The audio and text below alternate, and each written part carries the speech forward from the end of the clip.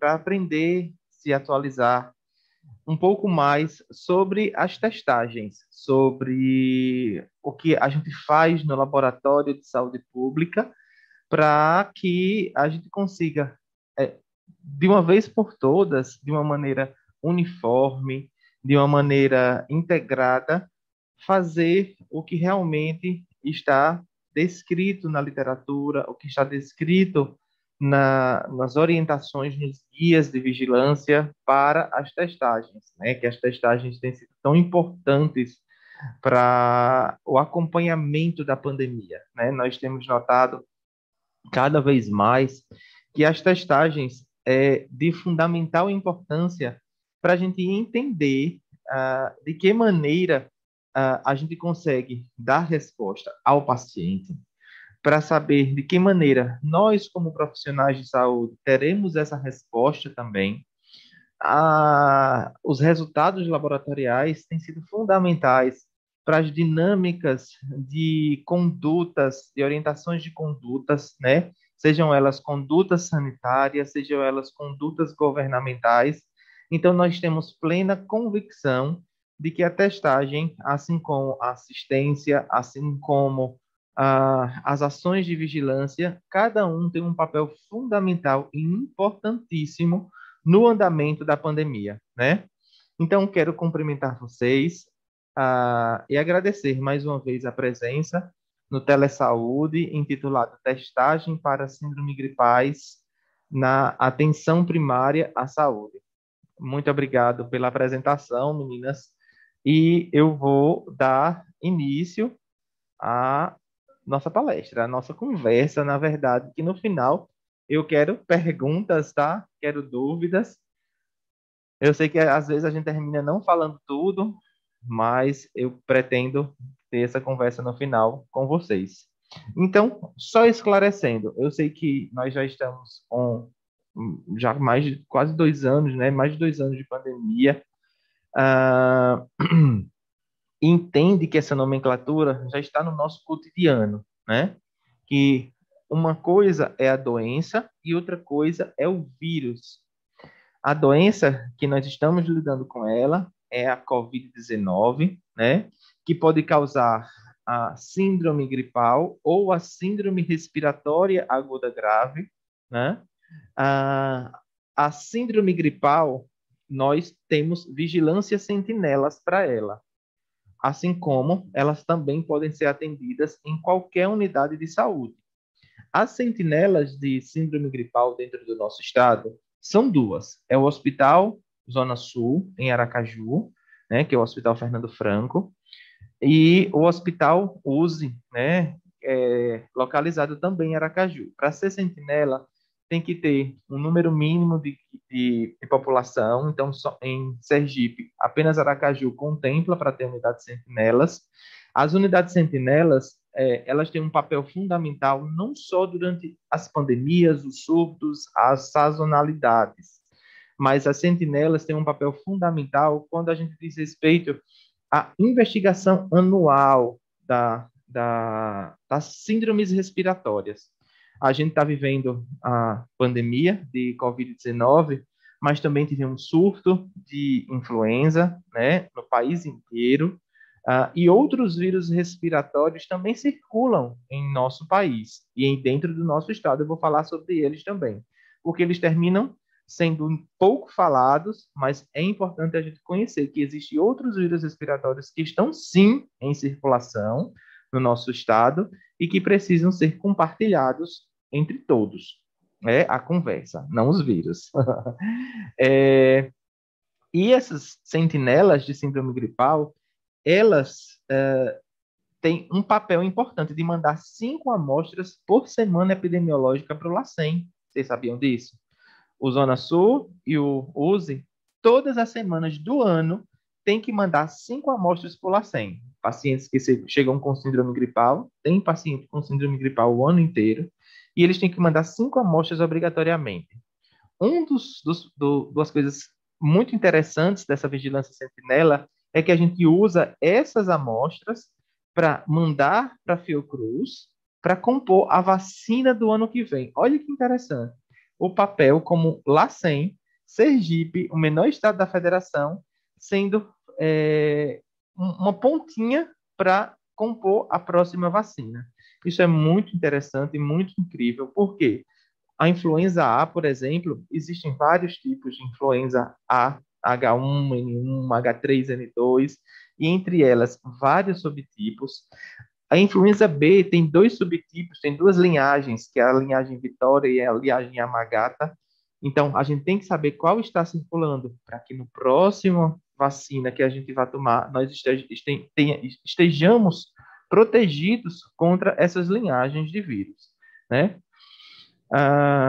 Porque a gente fica pensando, todos os anos nós temos que nos vacinar, porque a vacina contra esses tipos de vírus, elas têm um período de fazer efeito, que são através dos nossos anticorpos. Com um ano, os níveis de anticorpos descem, diminuem, e também esses vírus são altamente mutagênicos, gente. Então, se eles são mutagênicos, na próxima temporada, a gente tem que tomar vacina contra aquela mutação. Existe uma máxima dentre os pesquisadores da influenza, por exemplo, de que a cada 10 ou 40 anos teremos uma pandemia de influenza. Nós já temos 12 anos da última pandemia de influenza.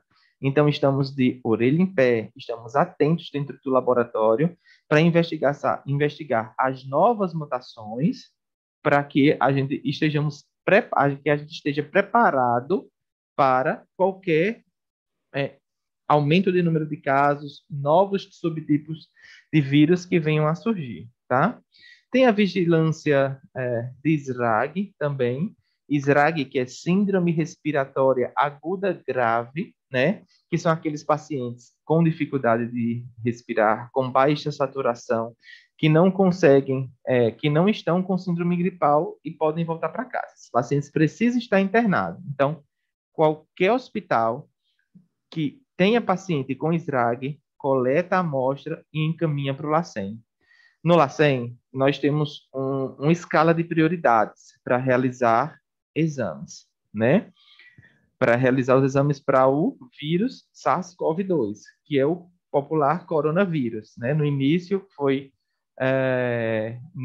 teve sua nomenclatura como coronavírus, porque se a gente olhar a estrutura do vírus dele, parece uma coroa, e dentre essa nossa escala de prioridade, os óbitos e os casos de SRAG dos pacientes internados, eles vão lá para cima para o grau de prioridade.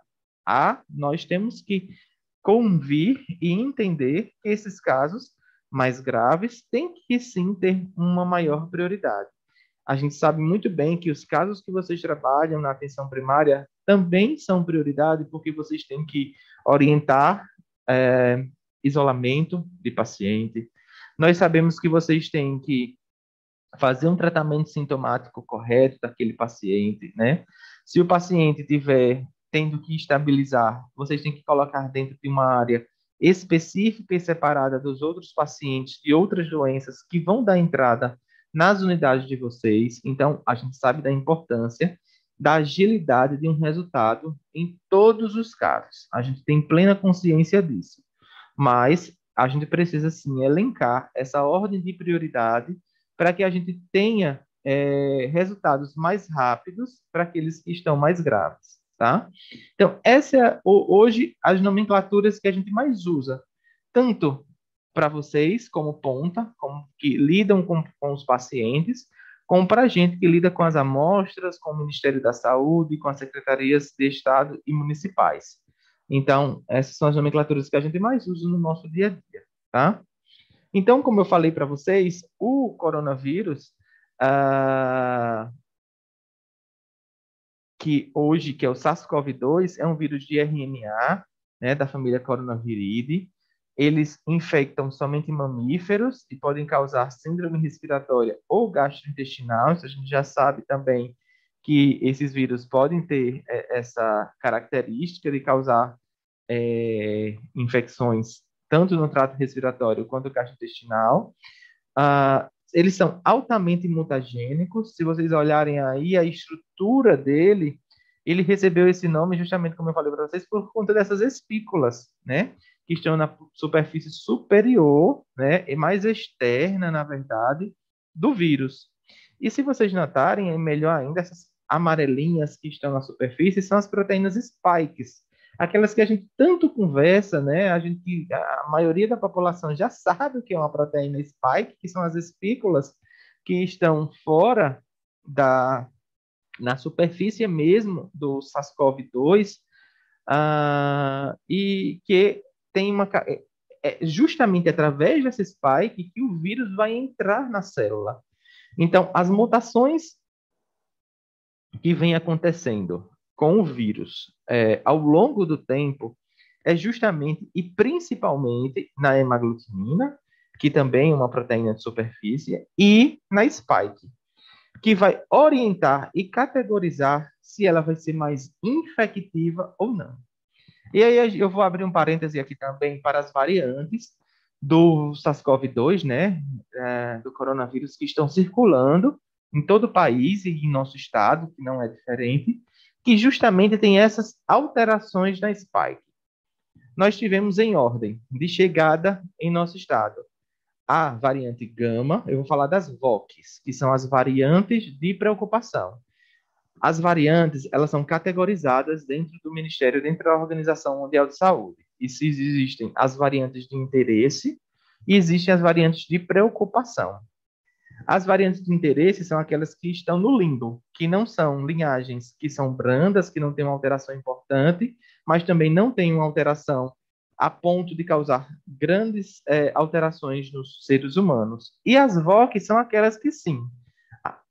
A VOC, que é a variante de preocupação, elas são categorizadas dessa forma porque os vírus que viraram VOCs, que viraram variantes de preocupação, as linhagens que viraram variante de preocupação, elas podem ter o poder de aumentar a infectabilidade do vírus, né? Poder de fugir do controle da vacina, do efeito da vacina, e ser um poder de ser mais letal. Tendo um ou mais dessas três características, elas viram VOCs. E hoje, e aí, como eu estava falando, a entrada no nosso estado com vírus que tiveram alterações nessa proteína de superfície, que é a spike, como a variante gama, que é a brasileira. Depois a gente recebeu não, identificou a circulação da variante delta. E agora, recentemente, num relatório que a gente recebeu de sequenciamento genético oriundo da Fiocruz, Rio de Janeiro, das nossas amostras, onde 26 amostras de janeiro, né, deram resultados positivos para a variante Ômicron, que também tem uma alteração na spike e que aumenta o poder de infectabilidade dessa classe de vírus, né, do coronavírus. E uma coisa muito interessante é que, mesmo pessoas vacinadas, elas podem contrair a doença. No entanto, em um grau mais leve, se vocês notarem, né? Apesar da gente estar notando um aumento de número de casos de internação, de óbitos, em relação ao que a gente estava nos meses de setembro, outubro, novembro, agora, no final de 2021, início de 2022, aumentando, nós estamos notando um aumento também de número de casos.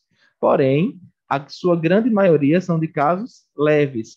Pessoas que já tiveram podem pegar de novo, e pessoas que são vacinadas podem pegar, se contrair o vírus e ter suas formas mais brandas, né? Que são justamente o que a gente se referiu lá no início das síndromes gripais, tá? Então, é importante que, e aí eu posso puxar o que a gente fala no final de tudo. A maneira de transmissão desses vírus é a mesma para todos. São vírus respiratórios. Então, nós contraímos a doença através das nossas vias respiratórias. Porém, mãos contaminadas e o ar que uma pessoa espirra perto de você, gotículas podem te contaminar. Então, o uso da máscara, a evitar aglomerações e o uso, a lavagem constante das mãos, álcool gel, vai diminuir essa infecção. Então, é importantíssimo que você oriente o seu paciente, o paciente que você está atendendo, que você está conversando, que você está tratando, que você está em contato, que você oriente. Ele vai buscar assistência médica, ele vai ser tratado para aquele sintoma que ele está. Se ele está com febre, é um antitérmico, se ele está com dor, é um analgésico, e assim por diante, ele vai ser tratado do seu sintoma, até porque não existe tratamento específico para tratar a Covid-19, né? E o isolamento correto, né? Você tem que orientar o seu paciente a se isolar corretamente desde o seu início dos sintomas, né? Porque a gente sabe que o período de transmissão é importante nesses casos. Então, desde o início dos sintomas, claro, desde antes ele já devia estar usando máscara sempre, mas quando detectar os sintomas, coletar a amostra para fazer o diagnóstico e ficar isolado. Aguardar o resultado isolado, né? Se for positivo, permanece o período de isolamento orientado e já foi assunto de outros telesaúdes muito interessantes que nós tivemos aqui, como que Daniela Pise nos passou recentemente. E se for negativo, né, o paciente continuar com sintomas, voltar ao médico para saber se é outra infecção ou permanecer isolado até acabarem os sintomas, tá? E é justamente isso. O período de incubação do vírus, ele é de 1 a 14 dias. Então, eu posso entrar em contato hoje com a pessoa e amanhã já começar os sintomas, ou esperar uma mediana de 5 a 6 dias para começar os sintomas, ou esperar uns 14 dias para começar sintoma. E aí me referir a esse primeiro contato que eu tive com a pessoa confirmada. Por isso que é importante a gente, primeiro, se proteger sempre, mas fazer essa cadeia de transmissão em nossa mente. No entanto, como a transmissão se tornou comunitária, né? O que é uma transmissão comunitária? É que a gente não consegue estabelecer um link de quem você pegou. Por quê? Você pode pegar de qualquer pessoa, inclusive de ambientes contaminados. Tem pessoas que dizem: eu não saí de casa e me contaminei. Mas alguém foi na rua, comprou um pão, a sacola veio contaminada, você pegou aquela sacola contaminada, passou a mão no rosto, você pega o coronavírus, porque o vírus permanece vivo em superfícies, dependendo do tipo de superfície, por algumas horas e até dias, né? Então, é importante esse olhar de todos e o cuidado nunca é demais, né? O período de transmissão é, em média, de 7 dias após os sintomas, né? É o tempo que você passa transmitindo.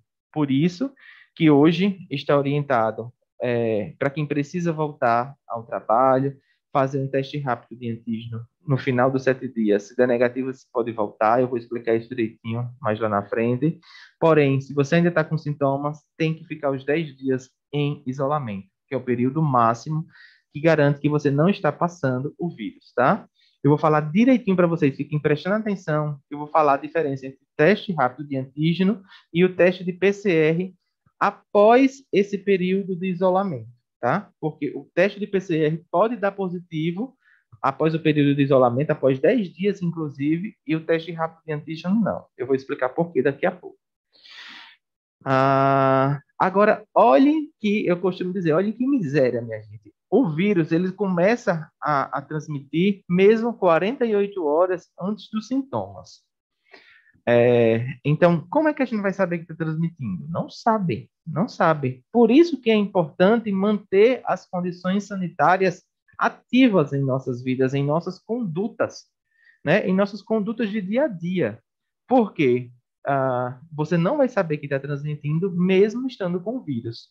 E aí, quando começarem os sintomas, é que uma pessoa começa a isolar, né? Então, tem que manter todas as condições sanitárias realmente ativas e não deixar cair no senso comum, ok? E aí, A indicação da coleta de amostra para a Covid-19. Ah, quem eu indico para fazer coleta de Covid-19? Todas as pessoas que atenderem definição de caso suspeito por qualquer tipo de sintoma que nós já estamos acostumados, né? Febre, dor no corpo, dor de garganta, coriza, sintomas gastrointestinais envolvidos, né? Sintomas respiratórios. Tudo isso é um paciente atendendo definição de caso suspeito de Covid-19, tanto em serviços públicos quanto em serviços privados, é indicado coletar amostra para Covid-19, né? Hoje em dia, após uma atualização no Guia de Vigilância para Covid-19, na versão número 4, orienta-se coletar a partir do primeiro dia de sintomas já, para fazer um teste que você identifica a presença do vírus na amostra. Seja ele o teste rápido de antígeno, seja ele um RT-PCR em tempo real, que o RT-PCR em tempo real é a tecnologia mais sensível, a metodologia mais sensível que existe no mercado, é o padrão ouro, inclusive, né? E vai identificar a partir do primeiro dia. Vários experimentos, vários artigos foram publicados e houve uma profunda investigação para que a coleta fosse antecipada do terceiro ao quinto dia, como era orientado antes, para o primeiro dia. Não tem problema você coletar no primeiro dia, porque se o paciente estiver contaminado, a gente vai encontrar o vírus, principalmente no PCR, para esse diagnóstico, tá? No entanto, existe uma orientação, gente, do próprio Ministério da Saúde, de se realizar amplas testagens de assintomáticos em toda a população, né? É o que a gente enxerga muitas vezes em praças públicas, em lugares públicos, em eventos, em escolas, testar assintomático. Por quê? Uma parcela da população pode estar contaminada e não apresentar nenhum sintoma, né? E essa não apresentação de sintomas não significa que ele não transmite. Uma pessoa assintomática, se está com o vírus, ela transmite sim. Então, por isso que é importante a ampla testagem de assintomáticos. Teve um período do ano passado onde a gente teve uma alta de número de casos, exatamente há um ano atrás, né, em janeiro, fevereiro de 2021, nós tivemos um boom de número de casos, né? Eu lembro que em fevereiro de 2021 foi o mês que a gente mais recebeu amostras no LACEN, foram mais de 50 mil amostras em um único mês. E a testagem de assintomáticos no período subsequente a esse foi importantíssimo para isolar um paciente assintomático positivo e evitar essa cadeia de transmissão. É importante evitar uma cadeia de transmissão para evitar perpetuar esse vírus, né? Você está dentro de casa, você pode se isolar sim. Não precisa você sair de casa necessariamente para se isolar. Você pode se isolar num quarto, ter tudo higienizado, muito bem higienizado, limpo, e se isolar dentro de casa. Isso é indicado pelas autoridades sanitárias mundiais, inclusive, tá? Então, esses grandes públicos que são indicados para a coleta de amostra de Covid-19. Agora, eu tenho um aumento de número de casos de pacientes com síndrome gripal nas nossas portas, né, de urgência, nas nossas portas de unidades básicas de saúde, nos nossos gargalos, né, que são esses locais que nós tivemos exemplo disso agora, de final de dezembro para até os dias atuais, né, um aumento de pessoas sintomáticas procurando as unidades de saúde. Claro que nós temos que dar prioridade para essas pessoas sintomáticas, né? Que elas procuram a unidade de saúde, não é simplesmente para fazer um teste, é para tratar, né? O teste é importantíssimo, nós sabermos por que eu estou doente, o que é que está me causando minha doença, inclusive para eu me isolar corretamente, mas para tirar essa dúvida, né? Até porque a gente sabe que existem outros vírus respiratórios circulando no mundo, tá? E para curiosidade de vocês, existe o que a gente faz depois que chega a amostra para a gente. Todos já estão acostumados com esse suave de rayon, né?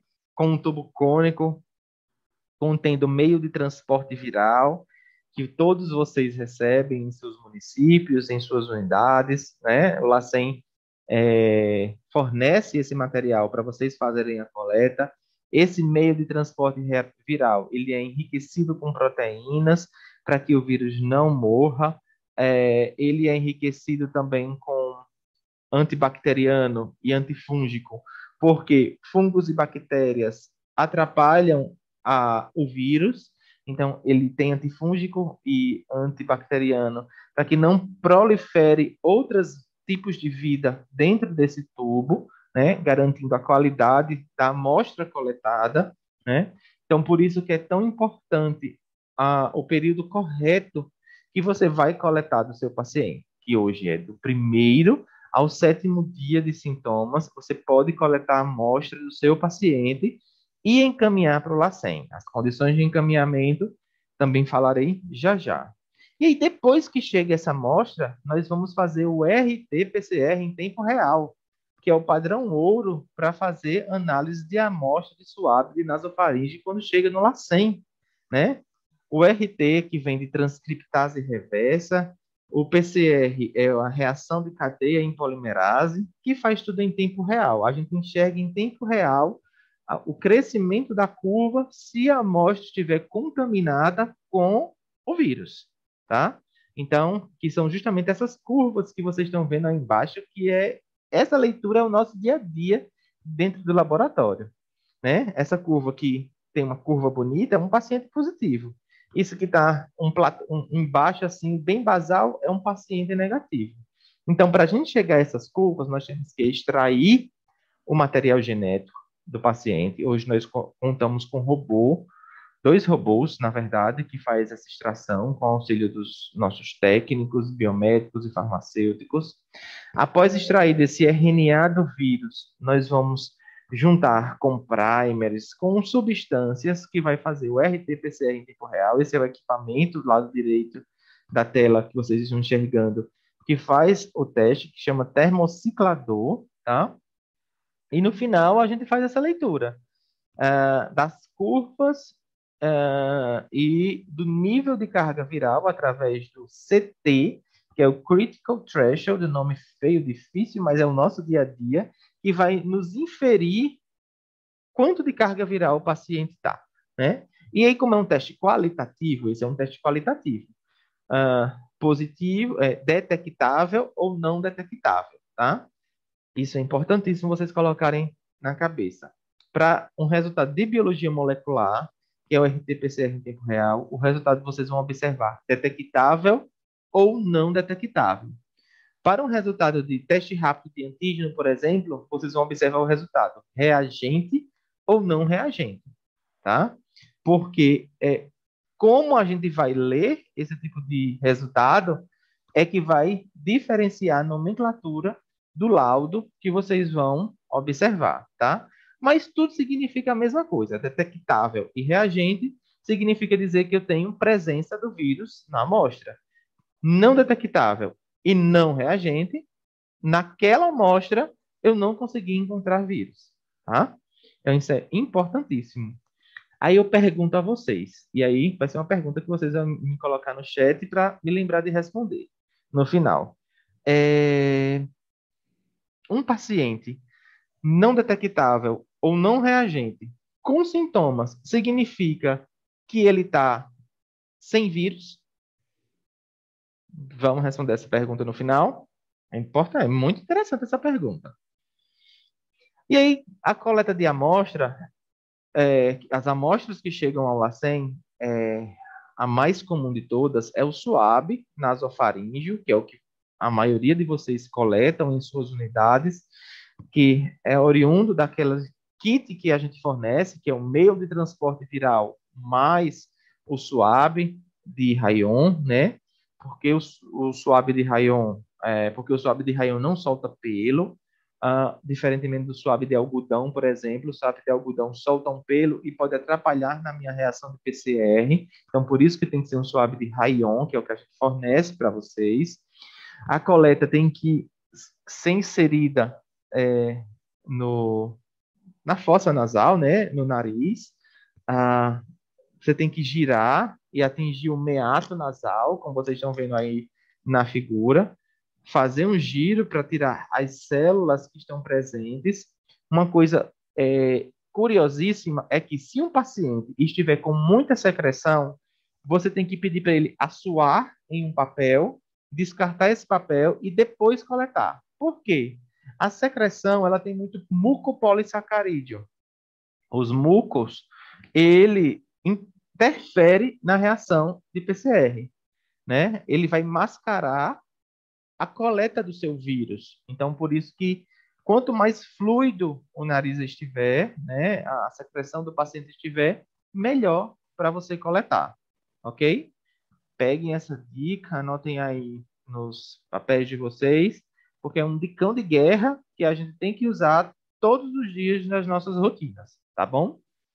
E aí eu coloquei outros tipos de amostras, porque apesar do público hoje ser atenção básica, mas só para vocês saberem que a gente recebe amostra de aspirados nasofaríngeos, muitas pessoas que trabalham na atenção básica também trabalham na atenção mais complexa, aspirado nasofaríngeo, né, através de sonda, a secreção inferior, como lavado traqueal, lavado broncoalveolar, aqueles pacientes que estão entubados, que estão em UTIs, que não conseguem ter acesso com suave, essas amostras são as amostras que a gente recebe no LACEN. A gente consegue resgatar um grande número de vírus dessas amostras também, tá? Agora, um pedido que eu tenho para vocês: não machuquem seus pacientes quando vocês forem coletar. Não precisa machucar. Claro, existe uma reação natural do corpo que é lacrimejar quando você faz a coleta. Eu sempre digo, ó, se meu paciente chorou é porque foi bom, né? Então, quando você topa na região do meato, uma reação normal do nosso organismo é sair lágrimas. Mas isso não significa que você está machucando o paciente. E tem pessoas que vão com tanta força, sem necessidade, que podem machucar o paciente. E quando machuca, você pode tirar sangue desse paciente e o sangue vai interferir na minha reação do PCR também, tá? Então é importantíssimo você colocar com cuidado e girando aos poucos, porque tem paciente que se vocês já pegaram esse tipo de paciente, tem desvio de septo, né? Então você tem que ter um pouco mais de cuidado de inserir esse suave nesse paciente. Então, isso vai tudo com cuidado, né? Vamos tratar nossos pacientes como nós gostaríamos que a gente fosse tratado, como a gente fosse como nossa família fosse tratada, né? Então vamos tratar dessa forma os nossos pacientes, é dessa forma que eu sempre falo pro pessoal do LACEN. Vamos tratar essa amostra como se fosse uma amostra da nossa família e dar um melhor resultado, um resultado com melhor qualidade, porque a gente sabe que isso é importantíssimo para quem está coletando, para paciente que foi submetido a esse tipo de coleta, né? Não é uma coleta agradável, mas é uma coleta necessária, porque é a única forma da gente descobrir se o paciente está infectado ou não, porque a amostra de sangue ou soro não servem para diagnóstico de vírus respiratórios, para saber se o paciente está doente no momento, tá? Por quê? Porque vírus respiratórios não fazem viremia. O que é viremia? Presença do vírus no sangue, tá? Então, vírus respiratórios não fazem viremia, então por isso que eu não tiro um sangue para fazer um PCR para COVID-19. Eu estou falando de identificação de vírus, não estou falando de identificação de anticorpos, tá, gente? Anticorpos é outra coisa, IgM e IgG, e aí sim eu encontro no sangue e no soro, tá bom? Depois de coletadas as amostras, o que é que a gente vai fazer com essas amostras, né? Jamais, nunca congelem essas amostras. Sempre mantenham elas em temperatura de geladeira, que é uma temperatura de 4 graus Celsius, tá? Então, elas devem ser refrigeradas, de preferência, encaminhar imediatamente para o LACEN, tá? Nas primeiras 24 horas, é o ideal que você deve fazer como município, né? Como responsável, conversar com o responsável se você não fosse responsável, encaminhar nas primeiras 24 horas as amostras, até para a própria celeridade do paciente. Porque a gente está liberando, por exemplo, em 24 horas nossos resultados. Mas a gente só conta essas 24 horas a partir do momento que a amostra chega ao LACEN. Nós não contamos 24 horas a partir da coleta. E aí a gente já teve muitos questionamentos. Olha, eu coletei o meu na segunda, hoje já é quinta, não tenho resultado. Claro, nós recebemos a amostra na quarta. Você vai ter hoje o resultado que é quinta. Entendeu? Então, nós só contamos 24 horas a partir do momento que a amostra chega ao LACEN. E o nosso GAL, todos vocês conhecem, que é o gerenciador de ambiente laboratorial, que é o nosso sistema, ele é super dedutor, gente. Ele vai falar para a gente que horas você coletou, né? Vai falar para a gente que horas você entregou essa amostra no LACEN e eles também vão dizer que horas esse resultado foi liberado, tá? Então, apesar de o município ter o prazo de até 72 horas para enviar a amostra para o LACEN, desde que ela esteja refrigerada em temperatura de geladeira, mas o ideal é ser enviado em até 24 horas, tá? Ah, uma dica, outro dicão de guerra, gente. Não realizar coletas consecutivas no mesmo paciente. Por quê? Porque pode dar resultados divergentes dessa primeira para a segunda coleta. Normalmente, se o paciente está infectado, o resultado da primeira coleta vai dar positivo, né? Vai dar detectável, e o resultado da segunda coleta vai dar não detectável. Porque na primeira coleta eu tirei toda a quantidade de vírus para poder colocar dentro do meu meio de transporte viral, e na segunda coleta eu não tenho mais vírus, não tenho mais vírus suficiente para retirar dali para fazer uma análise, apesar do meu paciente estar infectado. E aí eu vou ter dois resultados divergentes para o mesmo paciente, porque eu fiz uma coleta consecutiva da outra, tá? Então, nunca façam coletas consecutivas. Isso aconteceu muito no início da pandemia, onde um paciente ia para um lugar, depois ia para outro, e aí depois chegava a amostra de dois lugares, ou o paciente fazia no particular e depois fazia no público, porque o público demorava menos, né? O LACEN estava demorando menos, mas ele fazia no particular porque queria tirar uma contraprova. Não existe contraprova de amostras consecutivas. Não existe, tá? Então, tem que ser uma amostra única, enviada para um único lugar, para fazer o diagnóstico de vírus respiratório, seja ele qual for. Nós estamos falando de Covid-19, mas pode a influenza ser a mesma coisa, e os outros vírus também, tá, gente? Para o transporte das amostras, o transporte de preferência tem que ser em 24 horas, em caixa térmica, nunca em isopor. Quem já foi entregar em isopor lá no LACEN recebeu uma não conformidade, uma orientação, dizendo que na próxima nós não iríamos receber em amostra com isopor, mas não existe. O isopor, por que no isopor? Não posso levar no isopor se eu tenho um isopor sobrando. Porque o isopor, ele tem muitos poros, e esses poros podem ter muitas bactérias que podem contaminar a amostra, mesmo você lavando. E a facilidade de lavar e higienizar as caixas térmicas são muito maiores, tá? Então, sempre caixa térmica. Utilizar galerias para colocar os tubos, né, dos meios de transporte viral. Nunca deixar cair esses tubos dentro da caixa, que pode, porventura, derramar e contaminar uma amostra com a outra. Utilizar o artifício do gelox, né, que é esse gelo reciclável, para manter a temperatura dentro da caixa, uma temperatura de geladeira, tá? Importantíssimo isso. E quando esse tubo vaza ou vira, nós não podemos aceitar, porque imagine um paciente negativo ali dentro que teve sua amostra contaminada com um paciente positivo. Como é que a gente vai dizer isso lá no final, né? Se as duas estavam vazadas. Então, nós não iremos aceitar esse tipo de amostra. Nós iremos descartar no próprio LACEN. Inclusive, nós nem devolvemos. Nós descartamos no próprio LACEN, tá? e que venham organizadas, gente, como eu falei, em galerias, né, para o LACEN, porque nós não recebemos só de um município e nem de uma instituição. Nós recebemos amostras de 75 municípios e de vários hospitais dentro de um mesmo município, como, por exemplo, Aracaju.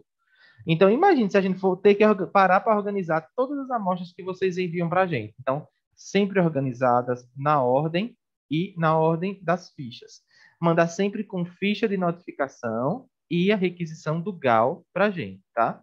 Importantíssimo isso, para que a gente consiga rastrear e conferir, fazer a triagem das amostras de maneira muito sistemática, ok? E aí, como eu falei que ia falar para vocês, né? Nós temos outros testes no mercado para fazer diagnóstico de infecção pelo SARS-CoV-2, pelo coronavírus, provocando a COVID-19. Hoje em dia, tem um teste muito útil, que está sendo muito e amplamente utilizado em toda a rede, que é o teste rápido de antígeno.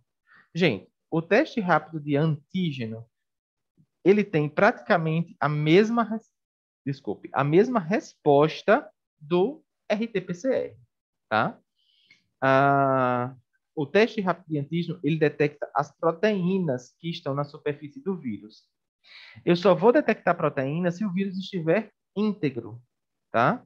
Já o PCR, eu detecto o vírus íntegro e detecto partículas do vírus também, porque eu estou analisando o material genético quando eu estou fazendo o RT-PCR em tempo real. Então, por que eu botei aí que o teste rápido de antígeno ele é mais útil para o retorno precoce desse paciente após uma infecção? Por quê?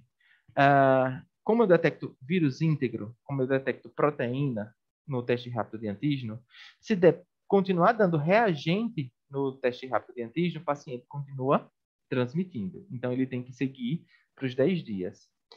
Já o PCR, nós podemos encontrar uma positividade, né, um resultado detectável por mais tempo, porque, como eu disse a vocês, ele detecta, inclusive, partículas virais. Para um diagnóstico inicial, o PCR, ó, maravilhoso. É padrão ouro, altamente indicado, né, o RT-PCR em tempo real. Inclusive, para a gente fazer o sequenciamento genético depois, né? Aqueles pacientes que estão internados, aqueles óbitos, eu só consigo fazer sequenciamento genético se eu tiver a amostra do RT-PCR. E a amostra do teste rápido de antígeno não vai me servir para fazer sequenciamento, para saber qual variante aquele paciente está infectado. Mas o teste rápido tem sido muito útil na triagem desses pacientes, né? E em retorno precoce, com menos de 10 dias, as suas atividades laborais. Eu mesmo tive, agora em janeiro, mais pela segunda vez, a Covid-19, e com 5 dias eu fiz o teste rápido de antígeno, estava negativo, voltei a trabalhar porque eu estava precisando trabalhar, porque o LACEN estava com muita amostra, eu estava trabalhando de casa, eu estava com sintomas leves e utilizei desse artifício, né, que é importantíssimo. Claro que se desse positivo, eu não poderia voltar a trabalhar para não transmitir para os meus colegas, né, da secretaria, nem do LACEN, nem de qualquer lugar que eu andasse. Então, eu estava isolado mesmo, isso é o que tem que fazer. Já a sorologia, né, que analisa anticorpos IgM e IgG. Anticorpos IgM são aqueles de fase aguda, que eles estão positivos do sétimo estão reagentes do sétimo ao 14º dia, após a data dos primeiros sintomas, e o IgG fica positivo aí durante um bom tempo, né? Só o que acontece? Todos nós somos vacinados. Assim espero. E a sorologia hoje não vai dar uma resposta fidedigna. Por quê? Porque somos vacinados, o IgG vai dar positivo, ou pode não dar positivo também, se você for vacinado, porque temos vários tipos de resposta imune, inclusive pelas células T, Então, células T não estão inseridas nesses tipos de anticorpos, mas nós estamos protegidos. Então, eu fui vacinado, eu nunca positivei no IgG. Acontece, você está protegido. Não precisa simplesmente só o IgG dar positivo para você estar protegido contra a vacina, tá? Isso é uma curiosidade que muitas pessoas me perguntam e é bom que vocês da área de saúde tenham esse conhecimento. E só o conhecimento liberta a gente. E aí, a sorologia se tornou não tão útil para um diagnóstico do paciente, né? Por conta da grande maioria das pessoas estarem vacinadas, pode dar um falso positivo e sem ser o paciente contaminado, tá? Então, já que temos o RT-PCR disponível em toda a rede, já que temos o teste rápido de antígeno, vamos sim fazer uso destes dois tipos de teste.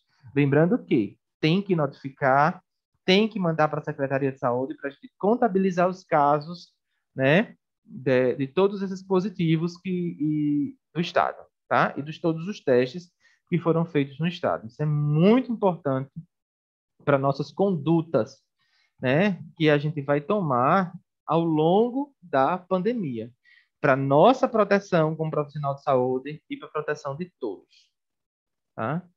E os outros vírus respiratórios? Aqui é só um fluxo para mostrar para vocês, eu não vou me ater a esse fluxo, mas só para vocês entenderem quando acontece de dar um resultado negativo para a COVID, e aí a gente só está fazendo outros vírus respiratórios de pacientes com SRAG e óbitos, deu negativo para a COVID, a gente segue processando a amostra para influenza, né? Influenza A e B, e outros vírus respiratórios que a gente chama de ORV, outros vírus respiratórios, que lá em inglês, né?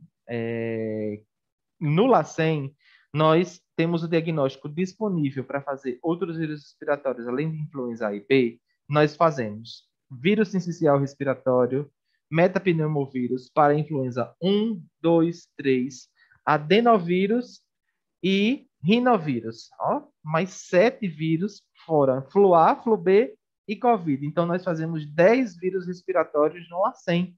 Vocês sabiam disso? Acho que nem todos, né? Mas nós fazemos sim essa análise. Nunca parou de circular vírus sincicial respiratório e teve um aumento do número de casos de rinovírus agora no final do ano. Vírus sincicial respiratório, gente, é importantíssimo porque ele interna crianças abaixo de 5 anos. Então, crianças abaixo de 5 anos é um público-alvo para a gente fazer vírus sincicial respiratório também, tá? O LACEN Sergipe, por exemplo, ganhou um prêmio no último reunião nacional de influenza pelo trabalho que a gente fez por vírus sincicial respiratório, né? No nosso estado circulava muito, nós fizemos sequenciamento, tinha 2 linhagens circulando de VSR, que é o vírus sincicial respiratório, no nosso estado, internando crianças em UTIs, inclusive. Só que qual a grande diferença da COVID-19 para os outros vírus respiratórios? É que os outros vírus respiratórios têm tratamento específico. Existem antivirais específicos para tratar os outros vírus respiratórios. E a COVID-19 não.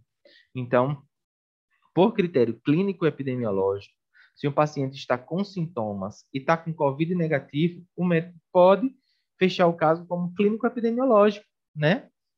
Principalmente numa situação que está circulando muita influenza, como a gente estava no final e início de 2022, final de 2021, início de 2022, com a alta circulação de influenza H3N2. Uma coisa muito interessante, gente, que aconteceu que vocês notaram e a gente do laboratório principalmente notou que não estava circulando influenza durante todo o período da pandemia. A gente e a Fiocruz estávamos de cabelo em pé porque não estava circulando influenza, porque é para circular influenza, né? Mas não estava. O que é que estava acontecendo? O vírus do coronavírus estava competindo com o vírus da influenza por nicho ecológico e não estava deixando o vírus da influenza circular.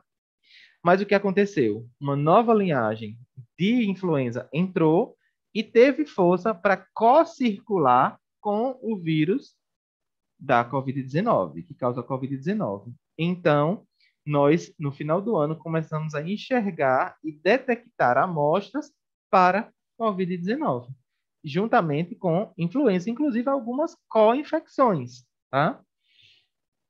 codetecções. E aí a gente conseguiu fazer isso de maneira sistemática dentro do laboratório central, tá? Então, esses são os outros vírus respiratórios, como eu falei para vocês, que a gente investiga dentro do LACEN para fazer as nossas análises, tá? Então, gente, lembrem-se que as pessoas podem tirar tudo de vocês, menos o conhecimento. Então, como eu falei, como o Tiradentes falou, só o conhecimento liberta. Então, sempre quando tiver os telesaúdes, quando tiver oportunidade de investir em vocês, o façam, porque são maneiras ímpares da gente ampliar o nosso conhecimento e usar esse conhecimento ao nosso favor e ao favor da saúde pública, tá? Então, agradeço mais uma vez a todos vocês pela atenção.